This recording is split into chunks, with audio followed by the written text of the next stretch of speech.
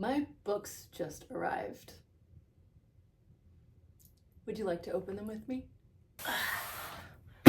Let's do it.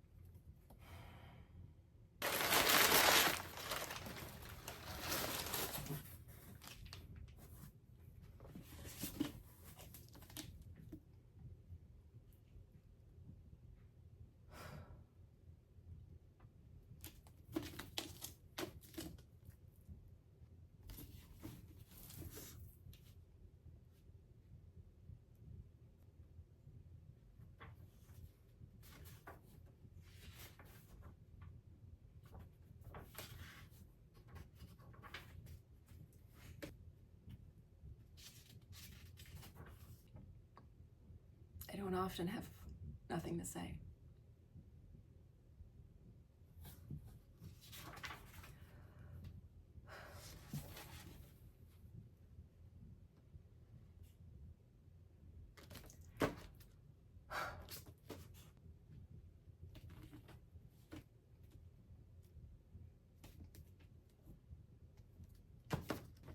I am so proud of this book. This book is the culmination of not just the 2.5-ish years it's been since I first started conceiving this book, not just all of that work, but it is the reflection of my professional journey in the wellness space and how I found my way back to the scientific method. The book itself is basically about why we should even care about nutrients, what increasing nutrient intake can do for us health-wise, and how to do that in a way that doesn't involve restricting any foods. And one of the things that I'm so proud of this book was that I was really able to tell the story of nutritional sciences. So it's not just this nutrient does this, and this is how much we need, and this is what food has this nutrient. But I've integrated psychology research throughout, and what I think are really fascinating historical anecdotes. And the reason why I did that is I think that this way of thinking about food, Nutrivore is the goal of getting all of the nutrients our bodies need from the foods we eat. While it is basic, it's very simple, it's actually also very challenging in practice because it goes against the messaging of most of diet culture. And so by incorporating, looking at psychology and looking at the origins of some of the most pervasive myths in diet culture and the wellness community, I think it helps us to move forward and be more open to new information. And then I've included lots of practical tips and strategies for upping nutrient intake without feeling deprived of our favorite foods. There's lots of cool summary tables. There's another one. And there's some beefy appendices. Okay, well, over 40 pages of scientific references. Do you want me to read you an excerpt? I don't know if I'm allowed to. The discovery of minerals as essential nutrients followed close on the heels of the chemical revolution, a scientifically exuberant era in the late 18th and early 19th centuries when chemists isolated many chemical elements for the first time, in addition to developing chemical analysis methodologies.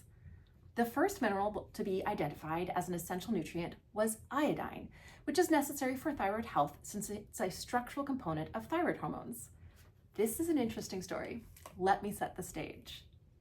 Before iodine's discovery, goiter due to iodine deficiency was so widespread that it is depicted in paintings dating from the Byzantine Empire.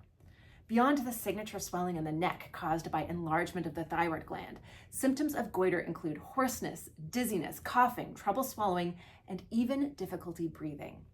In England, during the mid-1700s, the treatment du jour for goiter was an elixir called the Coventry remedy, whose closely guarded secret ingredient was burned sea sponge, an ancient medicine whose earliest recorded use dates back from Chinese physicians in 1600 BCE. But in 1779, the Coventry remedy formula was published, making its active ingredient widely known.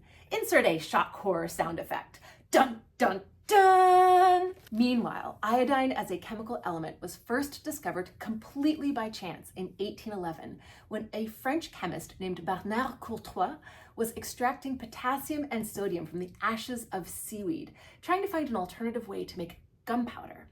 When he accidentally added too much sulfuric acid to the seaweed ash, a cloud of purple vapor erupted, condensed onto the copper vats in the room, and formed blue-black crystals of solid iodine. Fun fact, that unusual vapor color inspired iodine's name, which comes from the Greek word ioves, meaning violet. The person who put two and two together was a Swiss physician named Jean-François Condé, who showed in 1820 that iodine indeed was the active constituent of burned sea sponge for treating goiter. Condé created a tincture of iodine crystals dissolved in distilled alcohol and administered it to people with long-standing goiters. Amazingly, their goiters started shrinking within 8 days, and many were completely gone in as little as 6 weeks. No prior remedy for goiter had ever come close to this impressive efficacy. And a century after Condé's pioneering work, in 1924, iodized table salt, the first fortified food, was introduced in the United States, reducing risk of goiter by 74%. I don't think I'll get in trouble for that, do you? Nutrivore, the radical new science for getting the nutrients you need from the foods you eat, is coming out very soon, May 14th. And if you pre-order before May 14th, you can get $100 worth of digital resources as a bonus. You can claim those bonuses at nutrivore.com/book. And you can pre-order in any format. So the hardcover, a digital version, or the audiobook, which I narrated, from any country, and go get those pre-order bonuses. It's my way of thanking you for supporting my work and this book. Thank you.